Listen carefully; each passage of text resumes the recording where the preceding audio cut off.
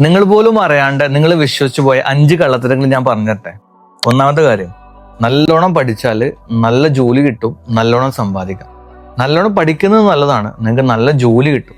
പക്ഷെ അതിന്ന് കിട്ടുന്ന വരുമാനം നിങ്ങൾക്ക് ജീവിക്കാൻ മാത്രമേ സാധിക്കുകയുള്ളൂ. നല്ലോണം സമ്പാദിക്കണമെങ്കിൽ നിങ്ങൾ ഒന്നെങ്കിൽ ഒരു ബിസിനസ് ചെയ്യണം, അതല്ലെങ്കിൽ നിങ്ങളൊരു ഇൻവെസ്റ്റർ ആവണം. അതല്ലാണ്ട് ജോലി ചെയ്തിട്ട് കോടീശ്വരനായ ഒരു വ്യക്തിനെ നിങ്ങൾക്ക് കാണിക്കാൻ പറ്റില്ല. രണ്ടാമത്തെ കാര്യം, പണം സേവ് ചെയ്താൽ പണക്കാരനാവാം. ആക്ച്വലി അങ്ങനെ ഒരു സംഭവം ഇല്ല. സേവ് ചെയ്താൽ നിങ്ങളുടെ അടുത്ത് കുറച്ച് പൈസ ഉണ്ടാവും, അത്രേ ഉള്ളൂ.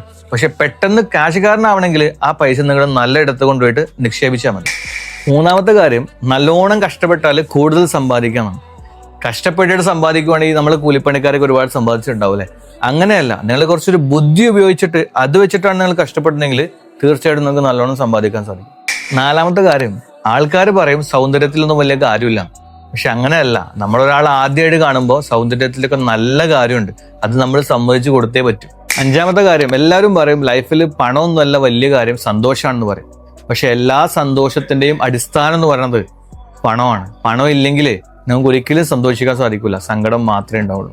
ഇപ്പോഴും നിങ്ങളോട് ഇതേ കാര്യങ്ങൾ പറഞ്ഞുകൊണ്ടിരിക്കുന്ന ആ ഒരാളില്ലേ, ആക്കി വീഡിയോ ഒന്ന് ഷെയർ ചെയ്ത് കൊടുത്തേക്ക്.